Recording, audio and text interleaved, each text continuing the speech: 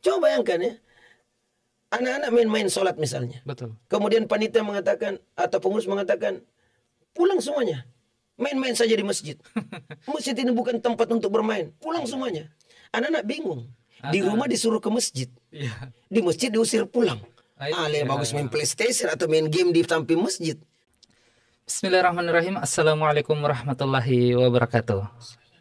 Alhamdulillah, di hari ini kita berjumpa kembali di acara kesayangan kita, perihal tentang seputar anak dan remaja, bersama Ustadz kita, guru kita, Ustadz Dr. Askar Yaman, SPD, MPD, Hafizahullahu Ta'ala. Alhamdulillah, di segmen kali ini kita akan membahas seputar anak dan Ramadan, di mana tinggal beberapa hari lagi atau beberapa waktu lagi akan memasuki bulan suci Ramadan. Tentunya momen ini yang paling ditunggu-tunggu bagi anak-anak khususnya, di mana setiap masjid akan ramai dengan suara-suara anak-anak. Baik, kita akan kupas tuntas, dan sebelumnya kita akan sapa dulu Ustadz kita. Assalamualaikum Ustadz. Waalaikumsalam warahmatullahi wabarakatuh. Bagaimana kabarnya di hari ini Ustadz? Sehat. Ustadz. Tidak lama lagi Ramadan ini Ustadz. Iya, tidak beberapa hari lagi. Tentunya masjid ini akan ramai lagi dengan anak-anak. Insya Allah ya. Kadang tidak pernah di masjid, sudah ada lagi di masjid ini Ustadz ya, dengan keseriusan. Baik, kita langsung masuk ke pertanyaan pertama Ustadz, untuk menghemat waktu, yaitu mengapa anak harus diajar untuk berpuasa Ustadz? Ya, bismillah. Assalamualaikum warahmatullahi wabarakatuh. Alhamdulillah, wassalatu wassalamu ala rasulillah, amma ba'd.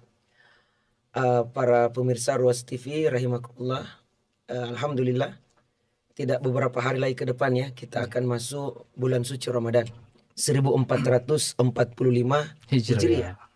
Dan tentunya setiap akan masuk bulan Ramadan itu ada beberapa golongan yang gembira kalau datang Ramadan. Ya, betul sekali Ustaz. Di antaranya adalah golongan anak-anak. Betul ya. Itu. Anak-anak itu sangat gembira sekali kalau akan datang Ramadan, karena ada kesempatan mereka untuk sholat berjamaah, taraweh, apalagi kumpul dengan teman-teman. Iya. Dan rata-rata ribut pada saat rame-ramenya orang di masjid. Itu kehebohannya, dan itu adalah merupakan fitrah bagi setiap anak, suatu kegembiraan dengan ibadah kepada Allah Subhanahu wa taala. Yang gembira kedua itu adalah anak remaja juga gembira itu. Karena ada alasannya untuk keluar rumah di malam hari. Oh begitu. Dengan istilah tarwih keliling. Ya, tarwih keliling. Orang tarwih di masjid dia keliling-keliling ya gitu ya. Ada juga istilah JJS, jalan-jalan subuh ya. Oh iya. Kan di luar bulan Ramadan sulit mereka untuk melakukan itu. Betul. Tapi Ramadan begitu ramainya. Tapi di antara semua orang yang gembira dengan datangnya Ramadan, tentunya orang-orang beriman lah yang juga gembira dengan datangnya Ramadan. Lantas bagaimanakah, kenapa sampai anak-anak itu perlu untuk kita latih puasa di bulan Ramadan? Perlu kita ketahui bahwasanya ibadah utama yang diperintahkan Allah Subhanahu wa taala untuk kita melaksanakannya di bulan Ramadan adalah ibadah puasa. Dan tentunya Ramadan ini kan adalah merupakan bulan yang penuh berkah. Ya, qad ja'akum syahrul Ramadan syahrul mubarak. Telah datanglah kepada kalian bulan Ramadan, bulan yang penuh dengan keberkahan. Apa itu berkah? Berkah itu diartikan sebagai ziyadatul khair, sesuatu yang semakin bertambah kebaikannya. Begitu indahnya bulan Ramadan itu, begitu berkahnya Ramadan, sehingga mudah sekali kita melaksanakan ibadah di dalamnya. Inilah bulan Ramadan. Coba kita lihat ya, sebelum masuk Ramadan, masjid-masjid itu ya tetap juga terisi kalau sholat 5 waktu. Ya, betul Ustaz. Tapi 1-2 saf ya, paling banyak 3 atau 4 saf. Tapi masuk bulan Ramadan, di hari yang pertama, itu kan sampai ke belakang itu. Ya, sampai di luar bahkan. Ini menunjukkan bahwa magnet Ramadan ini, itu mempermudah orang untuk ibadah. Bahkan bukan hanya sholat tarawih saja. Subuh, duhur, asar, maghrib, isya, ramai masjid itu. Ya, tidak sepertilah di luar bulan Ramadan.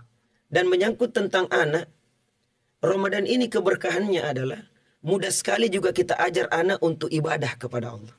Mudah. Seperti misalnya ibadah puasa. Ibadah puasa itu kalau kita ajar di luar bulan Ramadan, saya yakin tidak berhasil. Susah.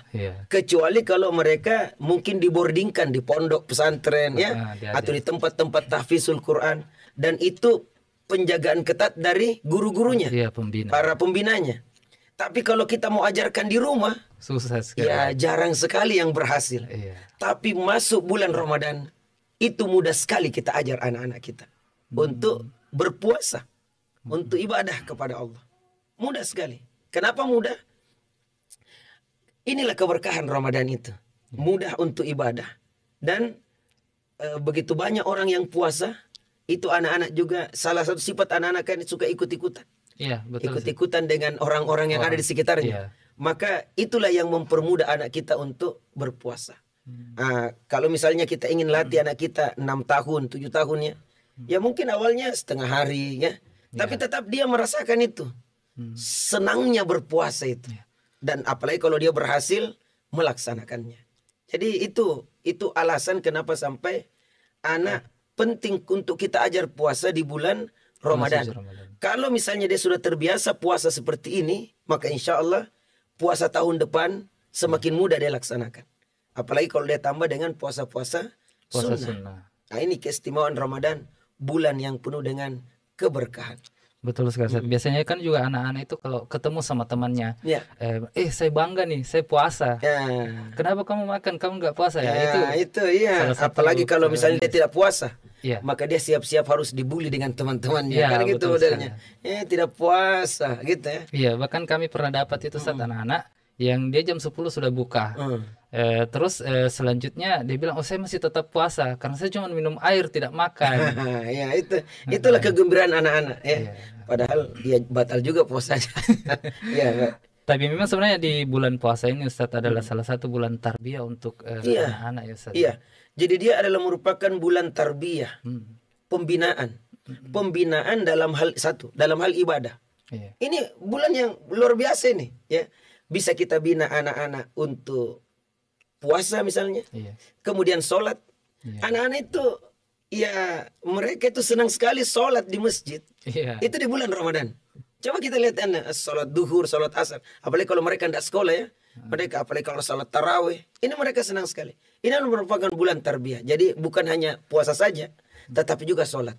Ditambah lagi dengan mengaji, membaca Al-Quran. Apalagi kalau kita sudah planningkan dengan keluarga kita berapa kali khatam. Dan kita berikan reward misalnya, hadiah. Manakala mereka sudah menyelesaikan 1 juz misalnya. Atau 10 juz. Atau misalnya khatam 30 juz misalnya, khatam Quran. Kita berikan reward. Maka anak akan berlomba-lomba. Dan dia dimudahkan. Karena banyak orang juga membaca Al-Quran. Di luar bulan Ramadan sulit. Iya, betul sekali. Tidak ada orang baca Quran. Susah. Tetapi di bulan Ramadan, mereka berlomba-lomba. Itu dalam hal tarbiyah, dalam hal ibadah. Dalam hal akhlak, tingkah laku. Ini juga luar biasa, Ramadan ini. Pada saat dia berpuasa, itu kan tidak boleh dia bicara kotor. Iya. Bicara-bicara yang tidak baik, berteriak-teriak, membantah, ya, atau bertengkar, atau berkelahi misalnya. Ini kan adalah merupakan tarbiyah untuk mereka. Iya, betul. Bagaimana menjaga itu untuk tidak menyakiti temannya. Bahkan ada istilah, batal puasamu. Iya. Karena bicara misalnya gitu ya. Ada style-style begitu. Sehingga mereka berusaha menahan diri untuk tidak larut dengan emosi mereka. Tertahan itu. Akhlak. Kemudian diajarkan juga anak-anak menyangkut tentang kejujuran. Puasa mengajarkan kejujuran. Ya, kita sampaikan kepadanya, memang tidak ada yang lihat kamu kau makan atau minum. Kau sembunyi mungkin di WC atau di mana, tetapi ingat ada Allah yang melihat. Ada Allah yang menyaksikan. Ini kan diajarkan tentang kejujuran. Apalagi kalau kita tanya selalu, belum minum nak? Atau belum makan? Atau bucok? Jangan sampai kau buka coko-coko. Artinya buka sembunyi-sembunyi. Ya. Itu. Banyak sekali tarbiyah diajarkan lewat ibadah puasa. Apalagi tarbiyah di bulan Ramadan ini. Ya gitu Ustaz. Baik Ustaz. Biasanya kan anak-anak itu memasuki bulan suci Ramadan, ada juga sih sebenarnya anak-anak yang memang sulit untuk diajar Ustaz untuk berpuasa.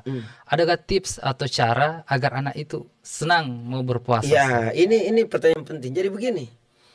Sebenarnya dengan datangnya Ramadan tadi mempermudah ibadah, sehingga yakinlah anak-anak kita mudah sekali ibadah sebenarnya. Mudah sekali, terutama menyangkut tentang puasa. Maka kalau kita mulai ingin mengajar anak kita puasa, Karena perintah untuk mengajar anak itu memang semenjak kecil. Dalam hadis Rasulullah menyebutkan adibu auladakum atau muru auladakum. Ajari anakmu sholat 7 tahun. 10 tahun tidak sholat, pukul dia. Bukan hanya perintah sholat saya sebenarnya. Ajaran sholat. Tetapi juga ajarkan dia puasa dan ibadah-ibadah yang lain. Maka tips agar supaya anak mau berpuasa. Yang pertama adalah sebelum masuk Ramadan. Sebelum masuk Ramadan, suasanakan memang rumah kita untuk menyambut Ramadan.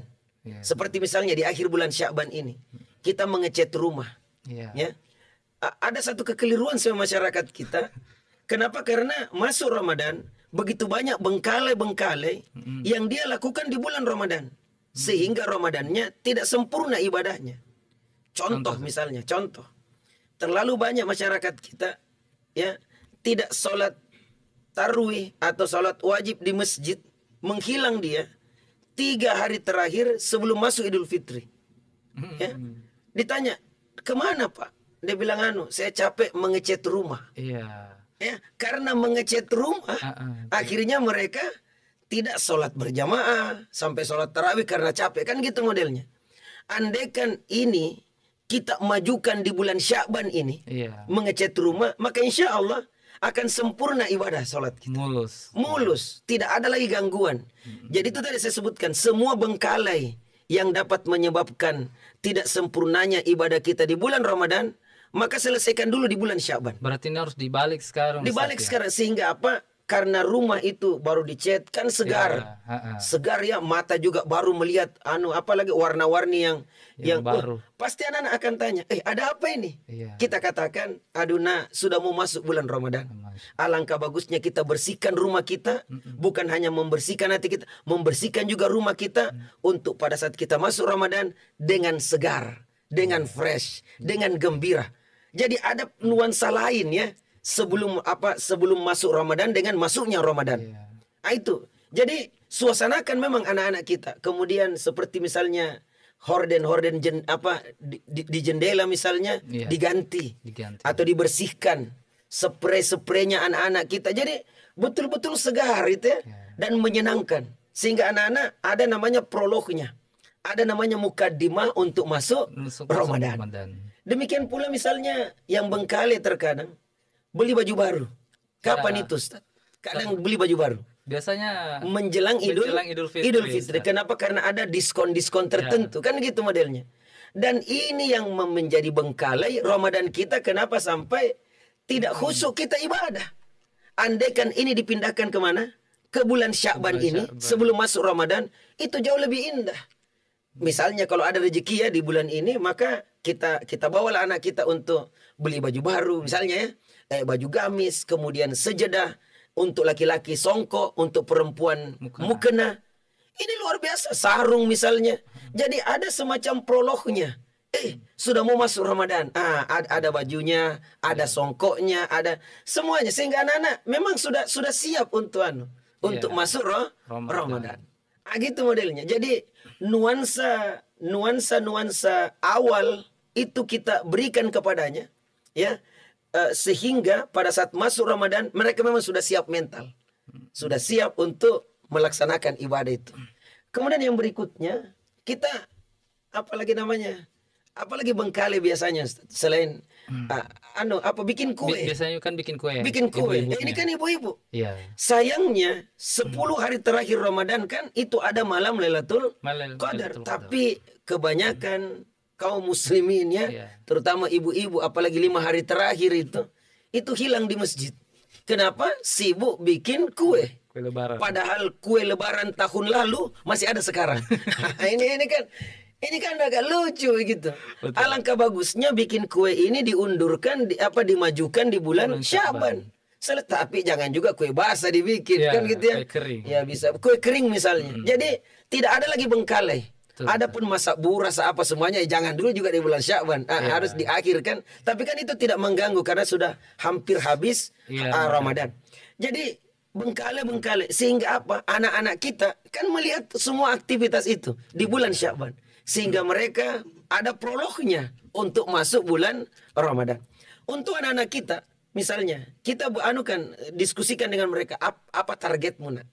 Apa target kita? Puasanya bagaimana? Untuk yang kakak 1 hari full ya? Iya, 1 hari full. 1 hari full. Kemudian kalau nembus sampai 30 hari 1 bulan, Iya.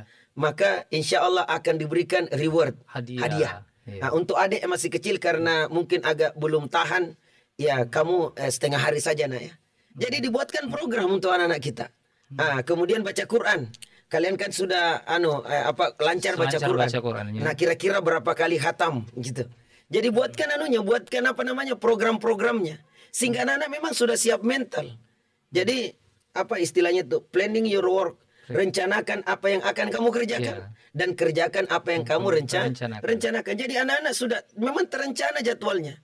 Bagaimana caranya supaya khatam 1 kali dalam satu bulan? 1 bulan. Ya, kan kalau 1 hari 1 juz, kita diskusikan dengan anak. 1 hari 1 juz, 1 day 1 juz, kali 30 hari, maka sama dengan 30 juz. Artinya, khatam 1 kali. 1 juz itu kan 10 lembar. Iya. 1 juz kan 10 lembar, Qurannya 20 halaman. Maka kita akan sampaikan banyak. Mudah Jina untuk ngaji. Sudah sholat subuh, usahakan selesai ngaji 2 lembar. Sebelum duhur atau sesudah duhur 2 lembar. 2 lembar. Di kitaran duhur. Sebelum asar atau sesudah asar 2 lembar. Berarti sudah 6 lembar. Kemudian sebelum sholat maghrib sebelum buka puasa kau bisa mengaji lagi. Misalnya sambil berdoa di situ 2 lembar misalnya. Berarti sudah 8.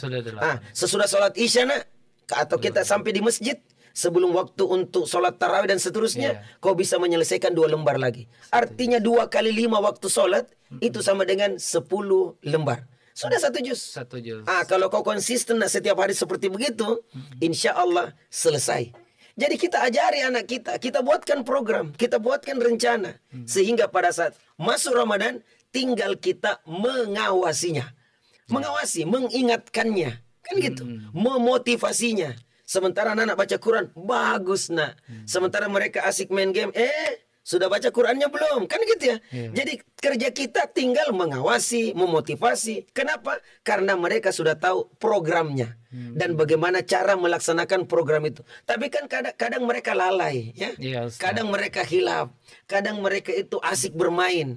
Maka inilah tugas kita untuk mensupervisi anak-anak kita, mengawasi anak-anak kita, mensupport mereka dan seterusnya.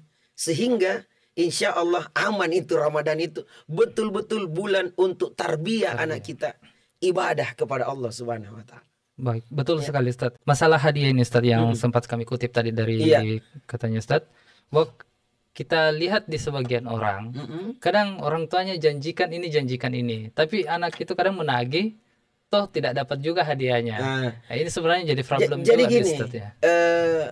Reward atau hadiah itu adalah merupakan suatu stimulan sebenarnya. Artinya stimulus saja memberikan rangsangan kepada anak untuk terbiasa dan termotivasi. Hadiah itu penting juga. Hadiah penting. Bahkan banyak sekali ibadah dan amalan yang Rasulullah terkadang sebutkan berapa besar pahalanya. Ya, artinya ada hadiahnya, ya, ada hadiahnya, pahala dan seterusnya. Tapi anak-anak kan butuh yang konkret, ya. Butuh yang konkret, yang nyata. Gitu. Nah, saya ingatkan orang tua, hati-hati juga di dalam menjanji anak-anak kita. Ya, janji itu penting untuk menyebabkan orang termotivasi untuk melakukan, untuk menggapai apa yang dijanjikan itu. Namun berhati-hatilah pada saat kita berjanji dan kita tidak menepatinya. 2 efeknya. Yang pertama adalah hilang kepercayaan. Dan yang kedua adalah tidak ada artinya nasihat.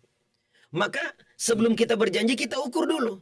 Bisakah kita tepati atau tidak? Sebab kalau kita tidak tepati, maka akan ada janji yang ditagih. Ada janji yang ditagih. Mana mi?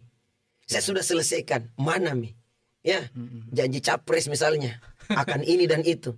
Setelah naik, pasti orang akan menagih. Kan gitu. Dan kalau kita tidak tunaikan janji kita, satu tadi, hilang kepercayaan. Maka jangan harap periode berikutnya akan terpilih lagi. Misalnya begitu ya. Atau jangan harap orang tua yang sudah berjanji mendapatkan kepercayaan. Tidak lagi. Dan kalau berjanji beberapa kali lantas tidak ditepati juga beberapa kali, maka janji berikutnya anak-anak akan mengatakan, enggak usah dengar janjinya. Cukup saya korbannya. Saya juga dijanji dulu begini, tidak ada apalagi sekarang. Kan gitu, hilang kepercayaan. Jadi usahakan apa yang kita janjikan memang siap untuk kita tepati. Apapun resikonya. Jangan juga berjanji yang tinggi-tinggi. Jangan juga berjanji yang muluk-muluk yang tidak bisa ditepati. Akhirnya bingung sendiri dari mana anggarannya. Dari mana? Nah, ini kan bahaya jadi masalah. Jadi pikirkan dulu. Jangan hanya langsung asal jeplak. Sebab anak-anak itu ingatannya tajam. Betul sekali. Ingatannya tetap itu. Ingatannya. Dan dia sangat-sangat ingat betul janjinya itu. Sampai tua dia akan ingat itu. Tapi kalau kita tepati, maka dia akan termotivasi lagi untuk melakukan itu. Awalnya memang karena hadiah, tapi lambat laun karena ibadah kepada Allah. Gitu ceritanya. Tuh, Ustaz. Waktu kecil, Ustaz. Biasanya kan kita juga pernah jadi anak-anak, Ustaz. Contohlah saya. Waktu kecil itu kita diajar untuk berpuasa sama orang tua kita. Salah satu motivasi agar kita kuat untuk menahan haus dan lapar itu dia perlihatkan saya jam. Jam segini kamu akan buka. Jadi kau hitung, kau pergi tidur saja. Dia disuruh tidur gitu. Jadi gimana, Ustaz? Itu juga metode dari orang tua kan. Jadi begini, untuk agar supaya anak-anak kita itu kuat berpuasa, ada beberapa tipsnya memang. Di antaranya adalah usahakan anak-anak kita itu bergaul dengan teman-temannya yang berpuasa. Nah itu. Kapan dia bergaul dengan yang tidak puasa? Ini yang banyak jadi masalah. Misalnya gini ya. Orang tua suruh anak puasa di kelas 2 SD. Pada saat dia keluar rumah, ada temannya kelas 2 SD sambil makan di luar. Bagaimana kira-kira? Maka dia akan masuk ke dalam rumah dan mengatakan, Ibu, teman saya kelas 2 juga satu kelas itu tidak puasa. Kenapa kita paksa saya puasa? Misalnya begitu. Maka diusahakan berteman dengan siapa tadi itu? Dengan teman-teman yang berpuasa. Kemudian untuk anak-anak kita yang tidak puasa, jangan biarkan dia keluar rumah membawa makanan dan minuman. Karena ini juga akan mempengaruhi anak-anak tetangga yang berpuasa. Jadi jangan, kalau mau makan nak di dalam rumah. Kalau mau minum nak dalam rumah. Memang kau tidak puasa nak, tapi jangan ganggu temanmu yang berpuasa. Kita ajarkan dia toleransi. Bagaimana kita menghargai orang yang teman-teman kita yang melaksanakan ibadah. Bagaimana kira-kira kamu nak kalau kau puasa lantas temanmu di depan itu sambil pegang makanan dan minuman sambil gelek-gelek lehernya begini. Itu. ini kan bisa fatal ini, bisa dia buka di situ, bisa dia batalkan puasanya. Kan gitu modelnya. Jadi itu jangan biarkan keluar pada makan dan minum. Masukkan dia di dalam rumah. Kemudian banyak memberikan kesabaran kepada anak. Seperti tadi itu. Memperlihatkan jam. Apalagi kalau jam 3 misalnya. Jam 3 kan terkadang waktu yang sangat kritis untuk anak-anak. Sudah gemetar badannya, putih bibirnya disebabkan karena dehidrasi. Lantas dia bilang, Ma buka. Kita bilang, aduh nak, lagi 3 jam. Lagi 3 jam. Andai kan kau minta tadi buka puasa jam 7 pagi, oke lah. Tapi ini kan lagi 3 jam nak. Lamanya kau puasa dari jam 6 sampai jam 9. Artinya apa? Jam 3. Artinya sudah 9 jam lamanya. Lagi 3 jam nak. Sabar kina. Kan gitu modelnya. Jadi anak-anak ada semacam optimis. Iya, betul Ustaz. Optimis ya, bahwa akan ada saatnya berbuka puasa.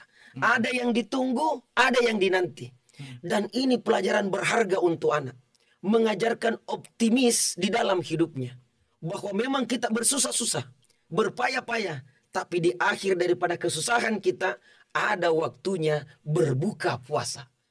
Apalagi kalau lagi 3 jam nak. Lagi 2 jam nak. Lagi 1 jam nak. Lagi 30 menit nak. Wah, luar biasa anak-anaknya itu. Semangatnya itu. Lagi 5 menit nak. Lagi 1 menit. Ayo kita hitung mundur. Gitu ya. 5, 4, 3, 2, 1. Alhamdulillah langsung itu anak-anak euforia, gembiranya luar biasa karena mampu menahan dari terbit fajar sampai terbenam matahari. Inilah yang disebutkan oleh Rasulullah. Lis-shaim farhatan. Farhatun indal fitr wa farhatun inda liqa'i rabbi. Untuk orang-orang yang berpuasa ada 2 kenikmatan yang dia peroleh. 1, kenikmatan pada saat berbuka puasa. Dan yang kedua, kenikmatan pada saat berjumpa dengan Allah Subhanahu wa taala. Lihat anak-anak kita, lihat waktu kita kecil. Luar biasanya pada saat buka puasa, gembira atau tidak? Gembira sekali, Gembira. Ustaz. Tapi ada yang tadi itu buka coko-coko jam 10 pagi. Tidak ada. Ya, tidak ada orang yang lihat gitu ya. Ikut juga dia buka puasa. Iya. Allahumma lakasumna ya. Ikut juga buka puasa. Saya yakin tidak ada kegembiraan Betul, dalam Ustaz. hatinya. Kan begitu modelnya. Jadi marilah kita didik anak-anak kita. Kapan lagi ada momentum mengajarkan puasa anak kita kecuali di bulan Ramadan. Betul. Demikian pula sholat, demikian pula ngaji, sholat taraweh, zikir dan sebagainya.